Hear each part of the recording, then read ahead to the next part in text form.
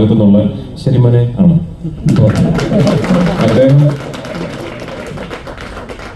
അദ്ദേഹം എൻ്റെ അടുത്ത് നമ്മൾ ഈ സിനിമ ചെയ്യുന്നു എന്ന് പറയുന്നിടത്താണ് ലൂസിഫർ സംഭവിക്കുന്നത്. ലൂസിഫറിന്റെ 2ാം ഭാഗം ആയ എമ്പുരാൻ മുരളിയും ഞാനും കൂടി കൺസീവ് ചെയ്തതിന് ശേഷം സത്യത്തിൽ ഞങ്ങൾ തമ്മിലുള്ള ആദ്യത്തെ ഡിസ്കഷൻ ഇത് നടക്കില്ല കേട്ടോ ആയിരുന്നു. കാരണം എനിക്ക് അപ്പോഴേ മനസ്സിലായി, ഞാനത് ഒരുപാട് വലിയ രീതിയിൽ സ്വപ്നം കണ്ടുപോയി എന്ന് എനിക്ക് അപ്പോഴേ മനസ്സിലായി. അങ്ങനെ ഞാൻ ആക്ച്വലി വിളിച്ച് വലിയ ബിൽഡപ്പ് ആയിരുന്നു ലാലേട്ടനോടും ശ്രീ ആന്റണി പെരുമ്പാറിനോടും. ഞാനൊരു സ്ക്രിപ്റ്റ് പറയാൻ വരുന്നുണ്ട്, അതൊന്ന് പ്രിപ്പയർ ആകണം, അത് നിങ്ങളൊന്ന് ഇരുന്ന് കേൾക്കണം എന്നൊക്കെ പറഞ്ഞ് ഞാൻ ദുബായിൽ ശ്രീ ആന്റണി പെരുമ്പാറിന്റെ ഓഫീസിൽ പോയി. അവിടെ വെച്ചിട്ടാണ് ലാലേട്ടനോട് സ്ക്രിപ്റ്റ് പറഞ്ഞ് കേൾപ്പിക്കുന്നത്. എൻ്റെ മനസ്സിൽ ഒരു 50% വിശ്വാസമേ ഉണ്ടായിരുന്നുള്ളൂ ഇത് ചിലപ്പോൾ ഇത് നടക്കുമെന്ന്.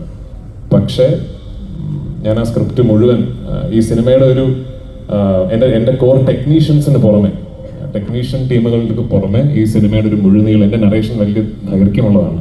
ഒരു 6 മണിക്കൂറോളം എടുത്തിട്ടാണ് ഞാൻ സിനിമയുടെ കഥ പറയുന്നത്. ആ ഒരു 6 മണിക്കൂർ ദൈർഘ്യമുള്ള നറേഷൻ കേട്ട 2 വ്യക്തികൾ ലാലേട്ടനും ശ്രീ ആന്റണി പെരുമ്പാവൂരുമാണ്.